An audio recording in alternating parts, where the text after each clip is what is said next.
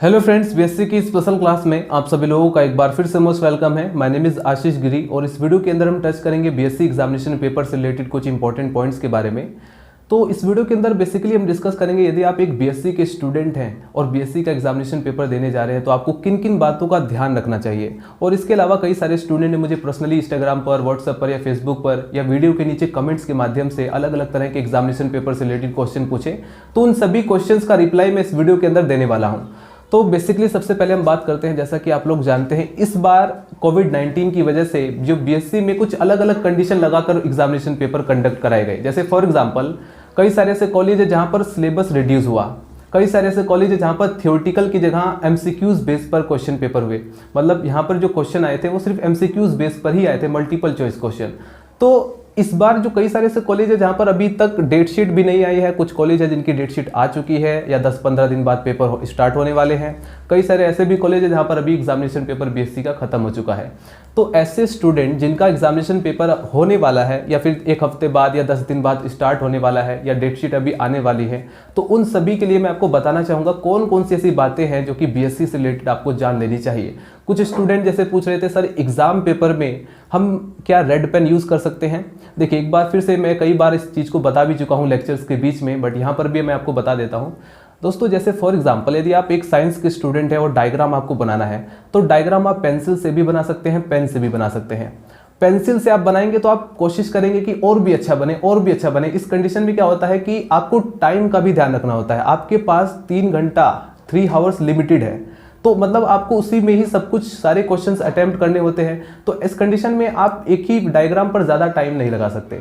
तो मेरा जो पर्सनल ओपिनियन है, आपको पेन से ही मतलब डायग्राम्स बनाना चाहिए। पेन से ही पहले से ही आप प्रैक्टिस कर लीजिए। और दूसरा पॉइंट, रेड पेन टीचर्स के लिए यूज़ होता है। अगर आप जनरली देखा जाए जो रूल है वो रेड पेन से ही टीचर चेक करता है, तो आप रेड की जगह पिंक पेन यूज़ कर लीजिए डायग्राम बनाने के लिए।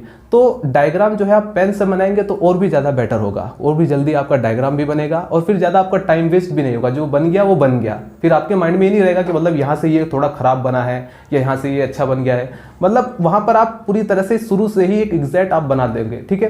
पेंसिल से ये होता है कि आप लोग और भी अच्छा बनाने के चक्कर में आप लोग अपना टाइम वेस्ट करते हो, फिर लास्ट वाले में प्रॉब्लम होती है, लास्ट में क्वेश्चन अटेम्प्ट करने में प्रॉब्लम होती है। उसी बीच कई स्टूडेंट का क्वेश्चन पेपर छूट भी जाता है।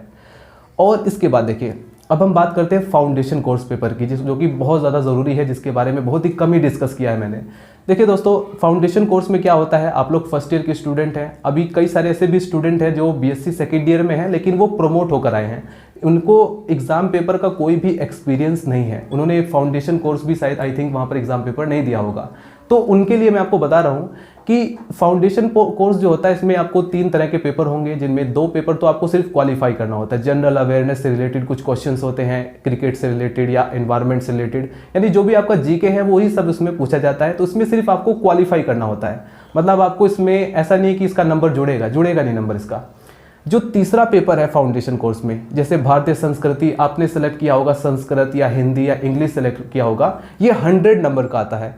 इसका जो है एग्जामिनेशन पे ये जो एग्जाम पेपर है इसके पूरे 100 में से मतलब जितना भी आप नंबर लाएंगे वो सब आपकी मार्कशीट में जाएगा, यानी वो नंबर जुड़ेगा। तो पर्सनली मैं आपको कहना चाहूँगा कि इसकी आप अलग से पूरी तरह से तैयारी कर लें, ठीक। अभी अगर आपके पेपर होने में 1 हफ्ता या 10 दिन बचा हुआ है तो आप इसकी तैयारी अच्छे से करके जाएं, क्योंकि अगर आप चाहते हैं कि मेरे बहुत अच्छी परसेंटेज आए तब आप इस पर आपको पूरा फोकस करना होगा। तो फाउंडेशन कोर्स में 3 पेपर होते हैं। स्टार्टिंग के जो 2 पेपर हैं जो क्वालिफाइंग कोर्स है उसमें सिर्फ आपको क्वालिफाई करना होता है, पास होना पड़ता है। तीसरा जो पेपर है जिसमें आपने ऑप्शनली चुना है, वो आप ऑप्शनली सेलेक्ट किया है हिंदी, इंग्लिश, संस्कृत, तो उसमें वो 100 नंबर का होता है। ये डिपेंड करता है कि आपका कॉलेज कौन सा है, तो ये मार्क्स डिफरेंट भी हो सकते हैं, बट इनमें से ऑप्शनली आपको सेलेक्ट किया जाता है। अगर आपने हिंदी चुना है तो उसमें से जितना भी आप मार्क्स लाएंगे वो सब मार्कशीट में जुड़ाएगा। तो स्पेशली कई सारे स्टूडेंट जो थ्योरेटिकल जो केमिस्ट्री, जूलॉजी, बॉटनी, अगर ये सब सब्जेक्ट है तो इनमें तो बहुत अच्छे मार्क्स ले आते हैं, लेकिन इसमें थोड़ा प्रॉब्लम हो जाता है जिसकी वजह से परसेंटेज यहाँ से भी लो हो जाती है।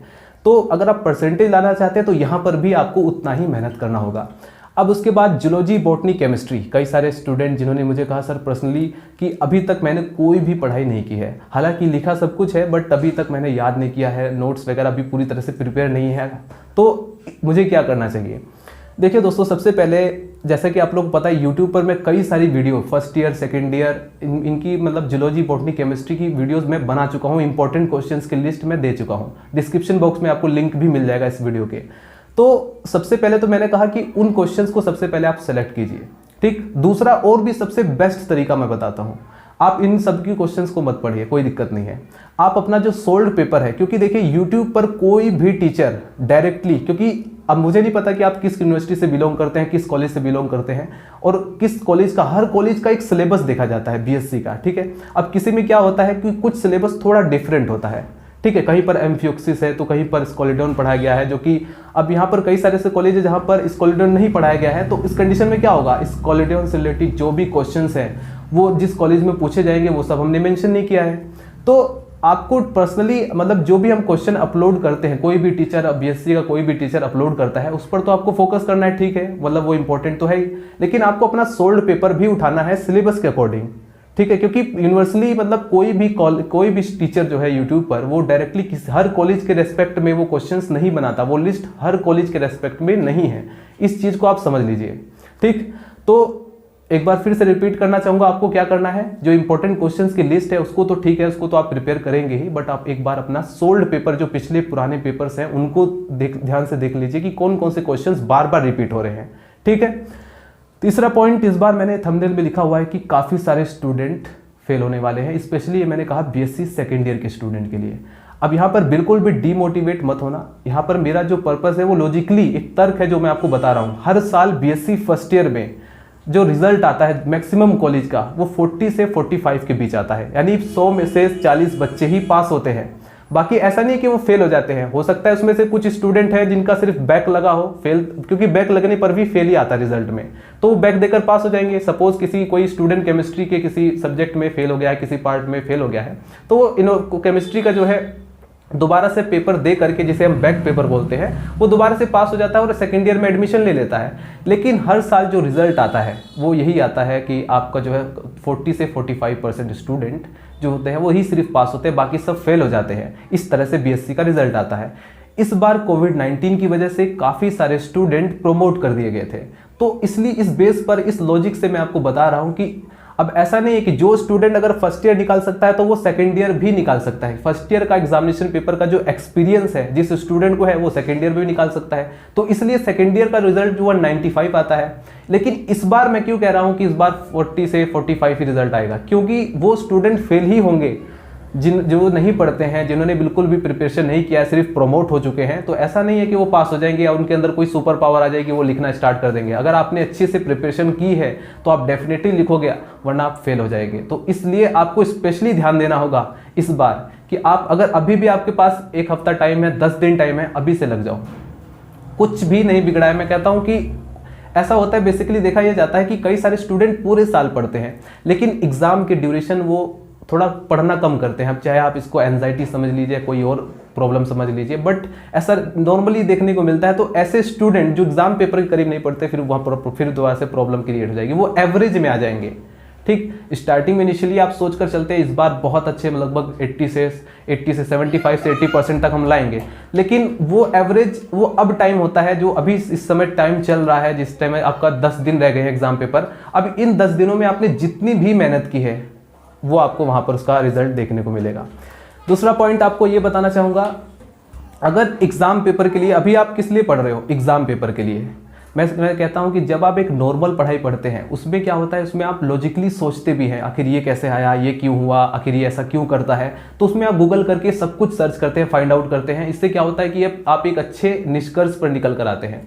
लेकिन जब आप एग्जाम पेपर के लिए पढ़ते हैं तब आपको बिल्कुल भी टाइम वेस्ट नहीं करना इस सब में। आपको जितने मैक्सिमम से मैक्सिमम क्वेश्चंस आपको प्रिपेयर कर लेने हैं, short question, long question, MCQs. अगर आपके एग्जाम पेपर में एमसीक्यूज के द्वारा क्वेश्चन पूछे जा रहे हैं तो आपको सभी के सभी एमसीक्यूज जितने भी हैं, सोल्ड पेपर, अनसोल्ड पेपर या अलग अलग तरह के जो नोट्स के अंदर आपको प्रोवाइड किया जाता है एमसीक्यूज, उन सभी को सॉल्व करें।